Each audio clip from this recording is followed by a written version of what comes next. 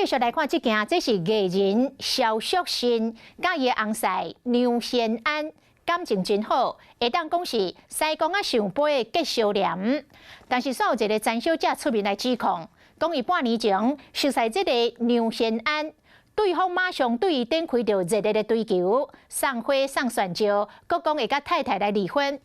结果，这个詹小姐就去互牵去了，提出出来抵押借500万，啊，大部分的钱拢互这个梁贤安吞去，无到尾也是人财两失。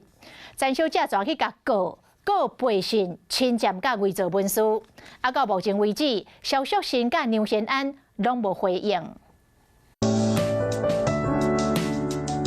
萧淑慎翁仔某做伙拍影片，看起来感情袂歹。不过翁婿梁贤安却互人指控外口有查某，甚至佫涉嫌骗女朋友的房产。他就是用很多那种甜言蜜语在骗我，然后送我花，又送我钻石项链的，说要帮我出歌，因为他一直跟我说他老婆生病，然后只能跟他在一起没多久，然后他问我愿不愿意等他，他说2年后有可能会跟他离婚。伫咧律师的陪同之下，到北检来提告，伊讲家己甲已经结婚的男朋友梁贤安熟识交往半年，因为要开私人会所欠资金，就替老爸留互伊的房产来抵押贷款，无薪水的证明，借钱有困难。伊讲梁贤安用公司做担保借500万，也未看到钱，梁贤安就向医生开喙讨260万，讲是会所的系统甲装潢费用。伊互亲友提醒，才请律师对梁贤安提告背信、侵占甲伪造文书。他跟我说：“你这样子不怕被告侵害配偶权吗？不愿意将贷款支出后剩下的钱还给我，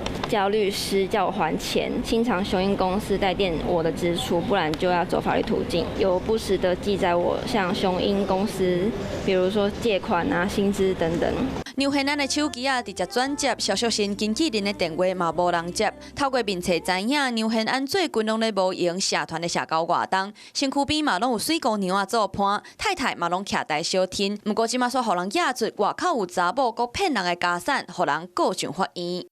Hello， 我是陈雅玲。想要抢先掌握最及时的新闻资讯吗？赶快订阅、按赞、开启小铃铛，锁定华视新闻 YouTube 频道。